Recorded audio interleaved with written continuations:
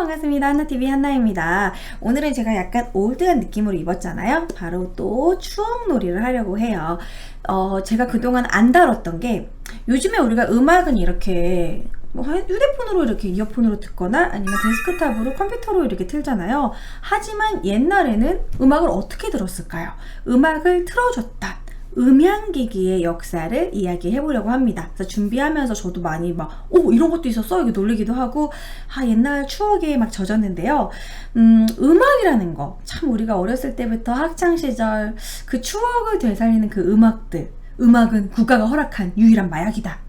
대표적인 중2병 단어 아닙니까? 음악을 틀어주게 했던 그 음향기기에 어떤 역사가 있는지 한번 알아보도록 하겠습니다. 최초의 음악이다, 음향기기다 라고 한다면 아주 예부터 말해야 되지 않을까 싶습니다. 이거 뭘까요? 미스터 선샤인에도 나왔지만 바로 오르골입니다. 오르골은 유럽에서 아주 옛날에 만들어졌죠.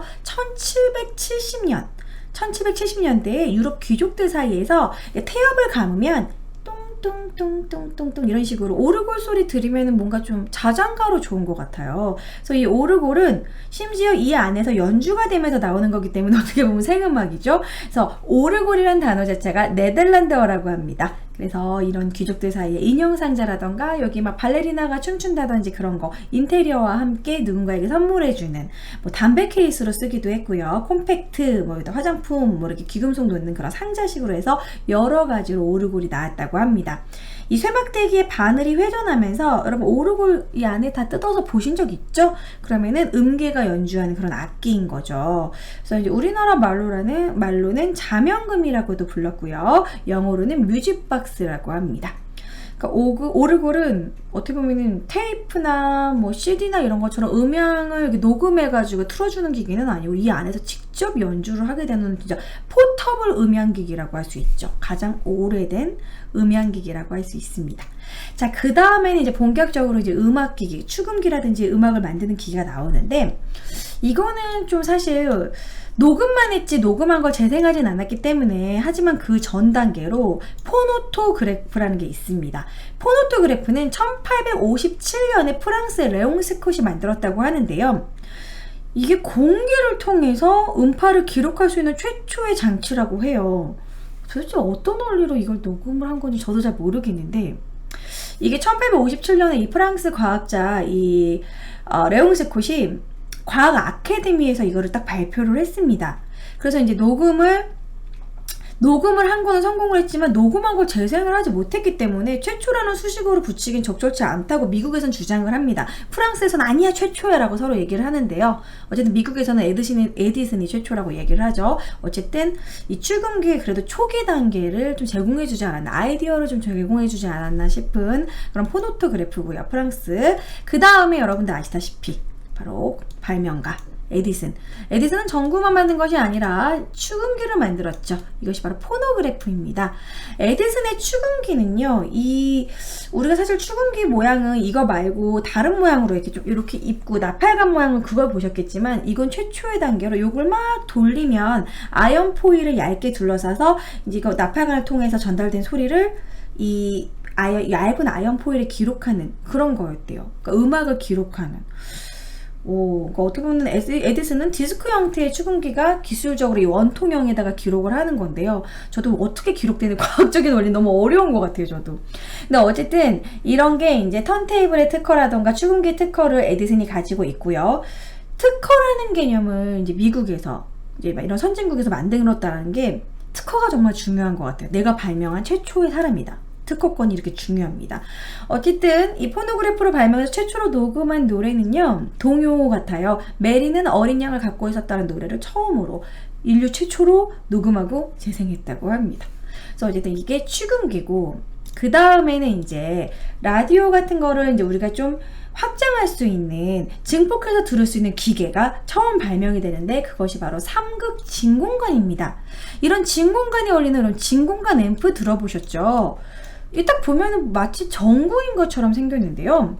플레이트 금속과 이 필라멘트 금속, 원래 2극으로 생긴 진공관이 오디온인데, 여기서 그리드로 불리는 제3의 그 전극을 집어넣어서 삼극 전극관이라고. 진공관, 전극관, 왜 이래요? 죄송해요. 저 진공관이라고 합니다. 말 어려워. 이거는 이제 트라이오드라고 하는데 세 개니까 트라이오드인데요. 이렇게 뭔가 음향을 증폭시키는 거, 이런 것이 이제 처음으로 만들어진 거죠. 그러니까 우리가 라디오 음악을 듣거나 무선통신이던 장거리 유선통신이 된 걸 증폭해서 듣는 그런 기계가 처음 발명이 됐다고 합니다. 바로 1906년에. 그래서 이러한 진공관 앰프 기술이 요즘에도 되게 비싸잖아요. 뭐 좀 더 업그레이드 된 거겠지만 정말 많은 오케스트라의 모든 음계를 다 잡는다고 하지 않습니까? 저도 진공관 앰프 한번 들어보고 싶은데 이제 3급 진공관이 발명이 됐고, 자, 그러고 나서 이제 본격적으로 여기서부터는 여러분들 좀 들어본 걸 거예요. 바로 LP, 레코드판 플레이어입니다.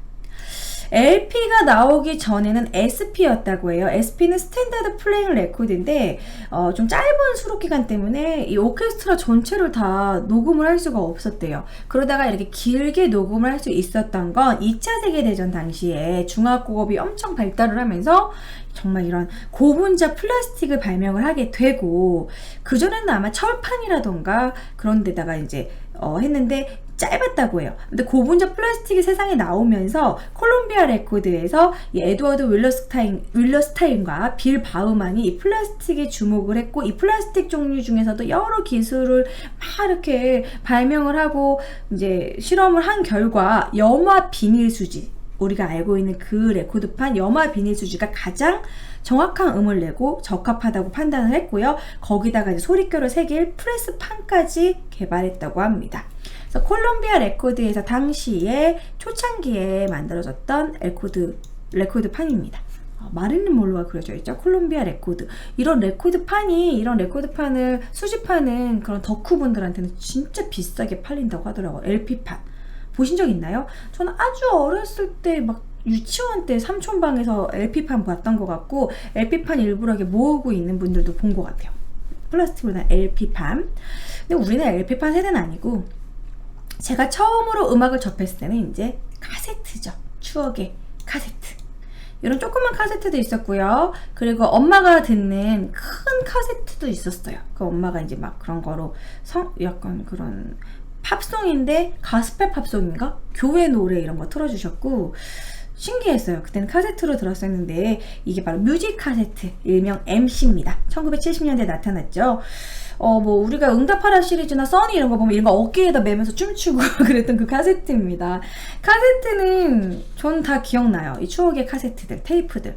카세트 테이프가 단점이 뭐냐면 음악을 계속 들으면 늘어납니다. 그래서 음성 변조돼요. 이런 식으로 음성 변조되고, 그리고 너무 좋은 음악만 계속 뒤로 가서 듣고 계속 듣다 보면 꼬이기도 합니다. 그럼 그걸 분해해서요, 이렇게 이 펜으로 이렇게 돌리기도 하고. 그래서 카세트 테이프랑 펜이 딱 있을 때 그거의 도구를 알면 80년대생이고 그 도구를 모르면 90년대생이다 이렇게 나누기도 할 정도로 카세트 테이프와 요거 볼펜 돌리는 거 다 아시죠? 이때 그래서 이게 음성 변조도 있지만 예전에 서태지 음악 이게 뒤집어서 들으면은 B가 모자라 애를 안 주면 재미없을 줄 알아 뭐 이런 식의 음악이 나왔던 거 오빠랑 직접 저 뒤집어서 들어서 막 듣기도 했던 추억이 생각이 나네요. 초등학교 때. 그리고 그때 당시는 이 카세트 테이프가 해적판이 있었어요. 그래서 리어카에서 여름에 썸머 뭐 아까 썸머 인기가요 이러면은 야 여름이다 해변의 여인 뭐 이런 거, 그때는 여름이 되면은 너도 나도 막 음반을 냈었어요. 그리고 겨울이 되면은 또 캐롤송 모음, 각 가수별 캐롤송 모음 이런 식으로 1월, 2월, 3월, 5월 인기가요 이래가지고 그때 당시 히트송이 다 모여 있었어요.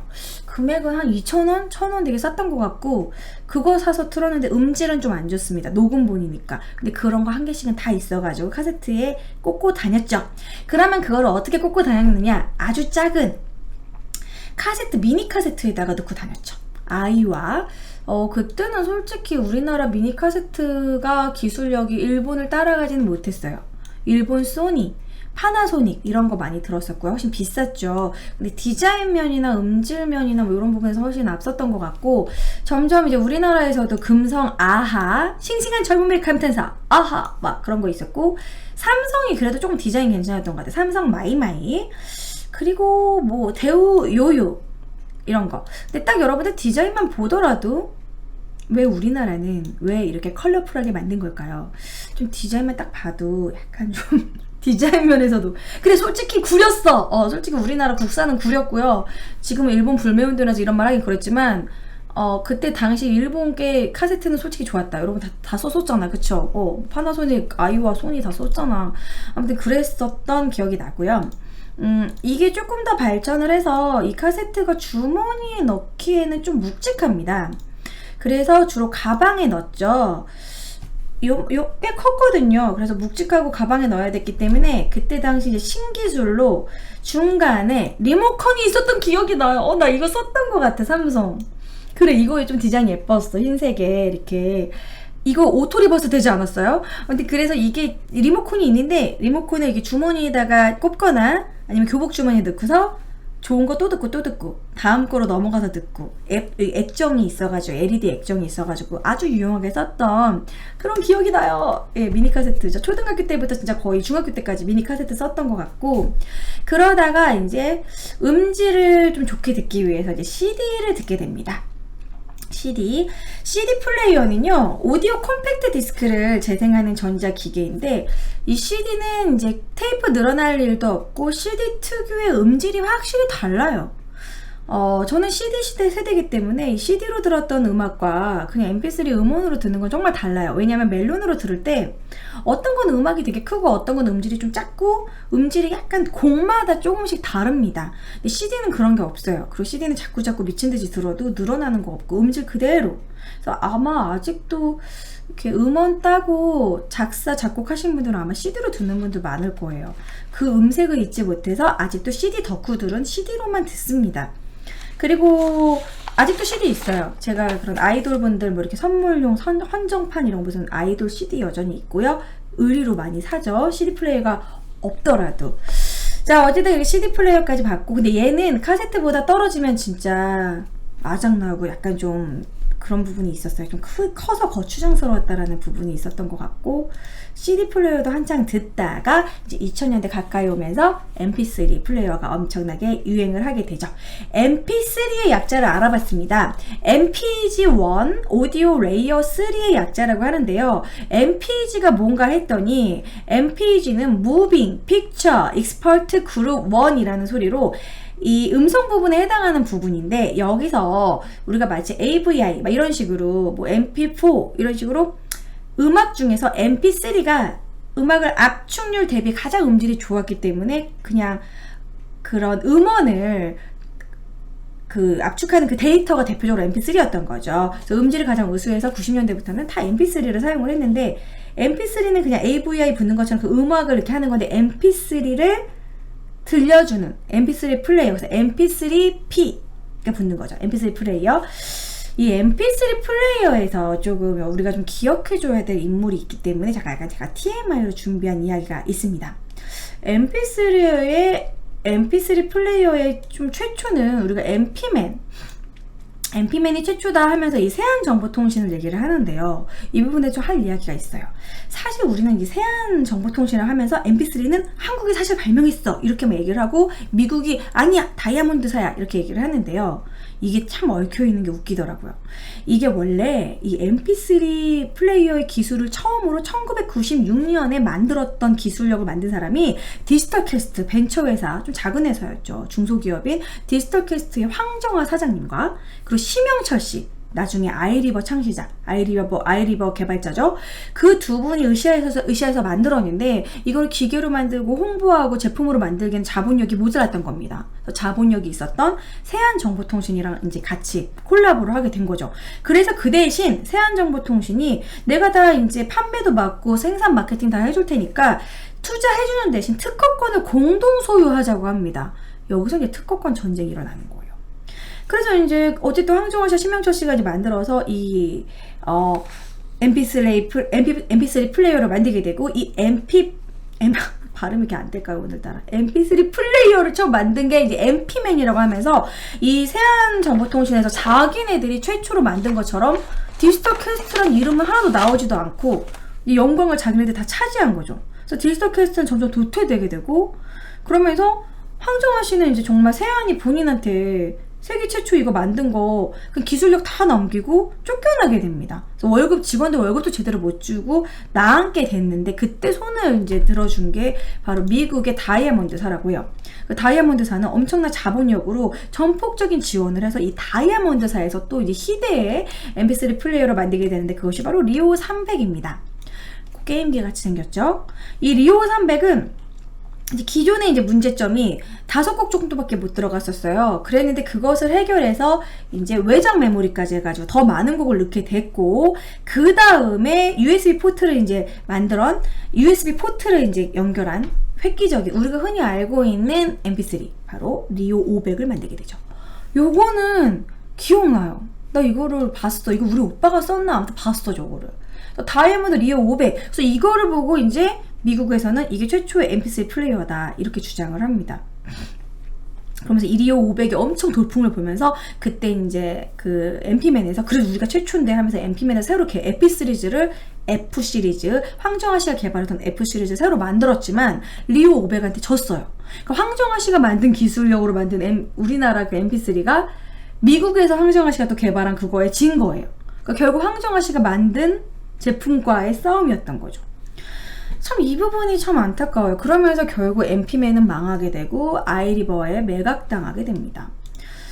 우리가 여울에 참 안타까운 게, 이 리오 시리즈를 만든 게 우리나라 사람 황정아 씨고, 황정아 씨의 특허권을 우리나라 국가에서 그거를 좀 보호해 줬다면 스티븐 잡스가 아이팟도 못 만들었어요. 그 스티븐 잡스가 아이팟을 만들 때 그 기술력이 황정아 씨 기술력이기 때문에 아이팟이 막 전 세계를 점령하고 돈 오지게 벌 때 우리는 그 특허권으로 돈을 되게 많이 벌 수 있었던 거죠.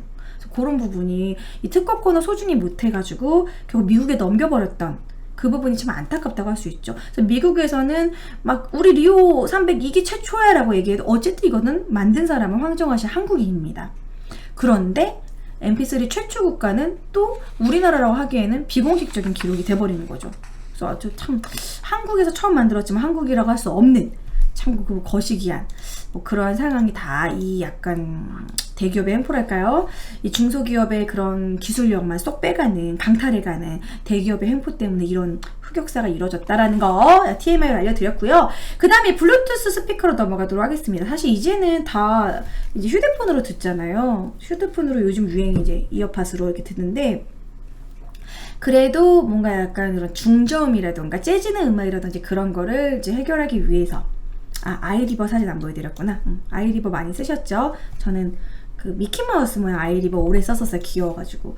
그리고 요즘에는 이제 블루투스 스피커가 이제 대세인데, 핸드폰 음질로는 조금 해결이 안 되는 부분을 이렇게 레트로적인 예쁜 디자인, 올드한 이런 블루투스 스피커, 뭐 브리츠 거 음질 괜찮죠? 뭐 소니 것도 있고, 뭐 엠보우 투빅 뭐 이런 것도 있고요. 요즘 한 3-4만 원대만 하더라도 음질 좋게 충분히 들을 수 있기 때문에 이거는 디자인 면에서 또 여러 가지로 괜찮고, 뭐 이런 LED 블루투스 스피커라던가 이런 블루투스 스피커 시장은 계속해서 나오지 않을까 싶어요. 뭐 이뿐만이 아니라 약간 인테리어를 생각한 무드 등이 있는 블루투스 스피커도 있고. 근데 저는 블루투스 스피커로까지는 듣지는 않아요. 그냥 저는 왠지 음악은 이어폰으로 듣는 게 되게 좋더라고요. 그래서 이어폰 음질 좋은 걸로 저는 이어폰으로, 혼술할 때도 이어폰으로 듣습니다. 중2병 걸린 것처럼. 자기 전에도 막 음악 듣고. 그러고요. 이제 마지막으로는 여러분들 보여드리고 싶은 게 바로 이게 정말 궁금합니다. 진공관 앰프로 음악 들어보셨나요? 금액이 무려 1, 10, 100, 1000만 3,575만원. 이 돈 주고 들은 만큼 얼마나 음질이 좋길래. 진공관 앰프로 들으면 클래식을 들을 때 막 소름과 전율이 느껴지면서 모든 음이 다 느껴진다고 하는데 과연 그런지. 그러면서 이 진공관 앰프가 가장 비싼 건 얼마인가 이제 제가 초록창에 검색을 해봤더니 얼마야? 이게 지금 공이 1억인 거잖아요. 그죠? 1억 1,800만원. 이거 뭐 웬만한 작은 아파트 가격 아닙니까? 아파트 전세 가격? 도대체 이걸로, 이 옥탑으로 음악을 듣는다면 도대체 무슨 일이 벌어지는 거죠? 막 털이 다 쓰고 막 난리가 나나요? 들어보고 싶다는 생각이 들고서 클릭을 해봤더니 공식대리점에 직접 와서 가져가면은 저기 DC를 해주신다고 하는데, 우와. 근데 이런 음악 덕후분들은 이런 진공관 앰프 사시더라고요. 댓글로 뭐가 다른지 좀 알려주세요. 저도 한번 기회가 된다면 진공한 앰프로 음악을 한번 꼭 들어보고 싶습니다. 그런데 궁금한 게 오케스트라나 그런 클래식 말고도 가요도 들으면 틀려요? 뭐 박완규 씨 막 고음을 막 이런 거 진공관으로 들으면은 막 장난 아닌가? 소름 돋나? 그런 게 좀 궁금하긴 합니다. 자, 아무튼 오늘은요, 이런 음향기기의 역사를 준비를 해봤어요. 제가 음향기기 그런 과학적인 부분까지 막 설명 잘하면 좋겠지만, 제가 과학 쪽은 좀 이해가 안 돼서 그냥 역사적인 부분만 여러분들에게 설명해드렸습니다. 여러분들의 그런 추억도 좀 새록새록 생각이 나셨나요? 이런 CD 플레이어나 또 카세트, 이런 미니 카세트 같은 거 옛날 생각이 나더라고요. 자, 음향기기의 역사. 지금은 다 이렇게 휴대폰으로 듣지만 옛날에는 이렇게 들었던 적도 있었다라고 요즘 아이들이 좀 한번 알아줬으면 해서 준비를 해봤습니다. 맨날 이런 거 얘기하면 도대체 하나님 몇 년생인가요? 물어보는데 저는 84년생이고요. 좀 나이 든 오빠가 있었기 때문에 이런 걸 좀 많이 알고 있는 편이에요. 자, 아무튼 여러분들 다음에도 재미있는 사물 역사로 찾아오도록 하겠습니다. 좋아요, 구독 좀 부탁드릴게요. 다음 시간에 만나요. 안녕.